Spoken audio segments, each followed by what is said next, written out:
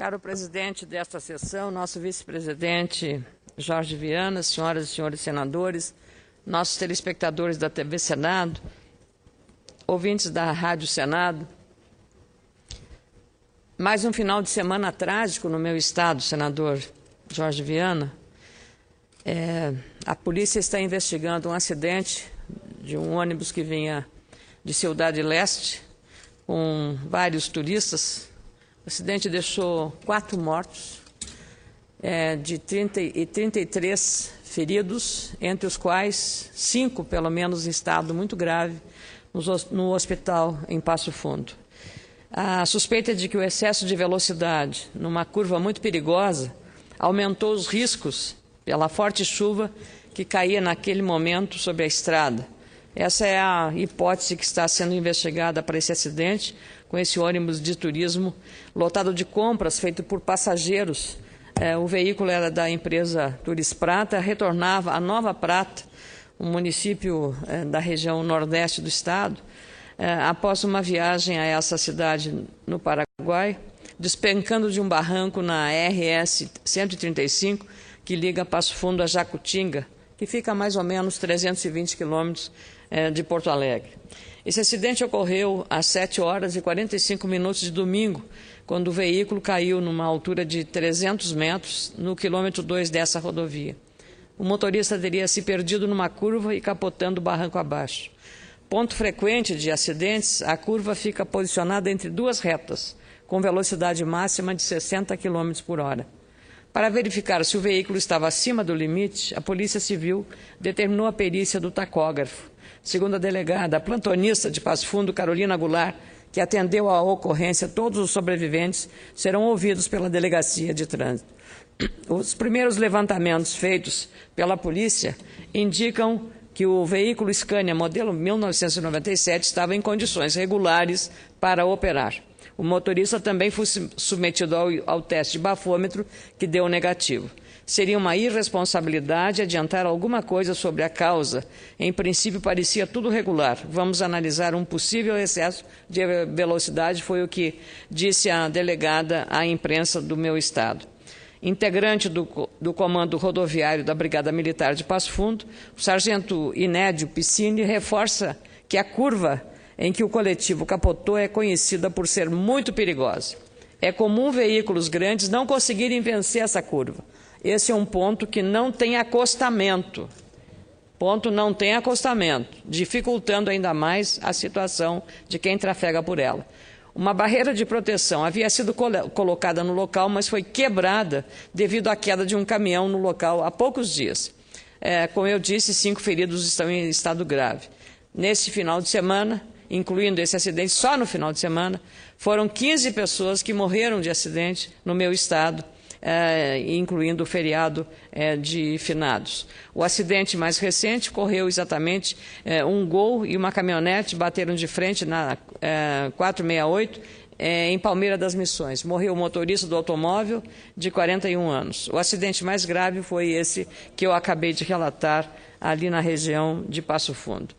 Aliás, presidente, as nossas estradas, eu fico muito triste como gaúcha, e aí não vem o caso de analisar se é o governo atual, o governo que já passou, os governos que passaram. O problema é que estradas no Brasil hoje são estradas de competência dos estados e do governo federal. É uma coisa meio ilógica isso também. Os dados de uma pesquisa recente feita pela Confederação Nacional dos Transportes, a CNT, de rodovias, divulgado recentemente, retratam uma situação muitas vezes sentida na pele pelos usuários que transitam por estradas do meu estado. Os índices de satisfatórios, ótimo e bom, sobre a conservação dos trechos no estado, apresentaram uma piora desde 2010. Não foi diferente agora, em 2013. Do total de 8.255 quilômetros avaliados, 5.525 nas mãos do setor público federal e 2.730 estadual e 2.730 quilômetros com concessionárias, 48,9% estão em condições ótimas e boas, menos da metade. No ano passado, o índice era de 58,7%, número que abrange estradas federais e estaduais. Foram avaliados o pavimento, 59,9% de ótimo e bom, sinalização, 52,1% e geometria da via, 22,1%. As rodovias conservadas pelo poder público têm 37,5% de ótimo e bom, contra 72% de ótimo e bom das administradas por concessionárias. O índice é de 56,5% quando se refere à extensão federal e 31,8% no que diz respeito à estadual. Existem 6 pontos considerados críticos que trazem graves riscos à segurança dos usuários. 2 são erosão na pista e 4 são referentes a grandes buracos. O estado geral das rodovias brasileiras também teve piora no último ano. Conforme a pesquisa CNT, 63,8% da extensão avaliada apresenta alguma deficiência no pavimento, na sinalização ou na geometria. Em 2012, o índice havia sido de 62,7%, também aumentou o número de pontos críticos, que passaram de 221 para 250 pontos críticos. De acordo com o estudo, a pesquisa, a maior parte da extensão pesquisada, 88%, é formada por pistas simples e de mão dupla, e 40,5% do total avaliado não possuem acostamento. A mesma situação dessa estrada em que houve o acidente com o ônibus que matou 4 pessoas e 5 estão feridas em estado grave, sem acostamento. Conforme o presidente da CNT, nosso colega aqui, senador Clécio Andrade, a estatística mostra a necessidade urgente de aumentar os investimentos nas rodovias brasileiras, principalmente em duplicação. E, claro, como nós somos um país rodoviário, essa situação fica ainda muito mais grave quando se fala em escoamento de safra, quando se fala em escoamento para exportação e, assim sucessivamente, em outros damas. O governo tem uma dificuldade gerencial. Muitos projetos não saem do papel, lembra bem o senador Clécio Andrade. Há um excesso de burocracia. Os investimentos precisam ser ampliados pelo fato de para que o Brasil possa melhorar a competitividade. Aliás, esses dias, passando pela BR-116, senador, existe uma obra que é muito importante. É um viaduto nas proximidades de Sapucaia do Sul, na região metropolitana de Porto Alegre. Já a BR-116, naturalmente, já está, eu diria, saturada, porque a mesma estrada, houve um aumento, está acontecendo isso no seu estado do Acre, está acontecendo em São Paulo, está acontecendo em todo o Brasil, há um aumento maior de veículos, sejam eles de passageiros ou veículos de carga, na mesma estrada, a estrada é do mesmo tamanho. Com o aumento, o gasto do pavimento, da pavimentação é muito grande. Não há asfalto que exista um aumento, porque ele não é preparado para isso. Não é feito de concreto, como nas estradas alemãs, por exemplo, ou outros países. Então, o desgaste da estrada, a durabilidade dessa estrada, desse asfalto, é muito menor em função disso. Pois ali nesse viaduto que está sendo construído sobre a BR-116, que vai dar um alívio, essa obra, num trecho de 35 quilômetros, como ela é uma obra que está sendo feita no horário de funcionamento normal do comércio e da indústria, ou seja, horário comercial, e não em 3 turnos para que a obra se conclua mais rapidamente, há um congestionamento e às vezes você gasta 2 horas para fazer 30 quilômetros. 2 horas para fazer 30 quilômetros nas horas de pico. Eu até falei com o nosso presidente do DENIT, o general Jorge Frache, e ele me argumentou que o TCU costuma não aceitar quando é feita uma licitação para uma obra dessa natureza.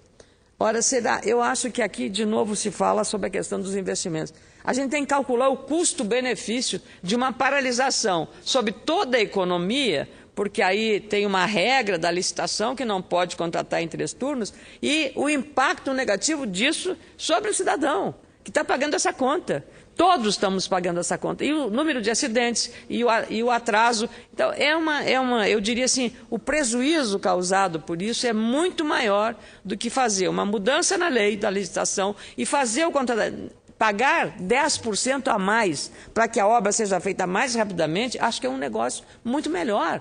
para que o cidadão se sinta. Imagina, senador, todos os alunos, os professores, os médicos, os operários, todo mundo que tem que transitar diariamente. Eu transitei uma vez, reclamei no Twitter, foi uma chuva de pessoas mostrando exatamente a gravidade da situação. Então, é preciso ter, sobre esse ponto de vista, pensar no cidadão. Claro que a autoridade, eventualmente, que anda de helicóptero ou anda de aviãozinho, ela não vai sentir o peso que é perder tempo numa obra que poderia estar concluída há muito tempo. Essa é a 17ª edição dessa pesquisa que a CNT faz, né, sobre as rodovias brasileiras. E nela foram avaliados 96.714 quilômetros em 30 dias de coleta em campo. É uma pesquisa que avalia toda a malha federal pavimentada e as principais rodovias estaduais. A CNT estima que as rodovias brasileiras necessitem hoje de 355 bilhões de reais em investimentos, mas informa que o governo federal autorizou no orçamento muito menos que isso, apenas 12,7 bilhões de reais, ou seja, é para tapar buraco mesmo. Os valores estaduais não foram contabilizados, cerca de 66% da movimentação de cargas e 90% da movimentação dos passageiros no Brasil ocorre pelas rodovias. Aliás, essa questão das rodovias, lembro que na quinta-feira e na sexta-feira da semana passada, no Rio Grande do Sul, em Porto Alegre, foi feita a terceira marcha dos municípios, liderada pela FAMURS, a Federação dos Municípios do Rio Grande do Sul. Seu presidente, Valdir Andes, colocou na agenda e na pauta dos debates exatamente uma situação do acesso de pelo menos 76 municípios no Rio Grande do Sul que ainda não têm acesso pavimentado à cidade sede do município. Ora, no século XXI a gente fica pensando como é que pode.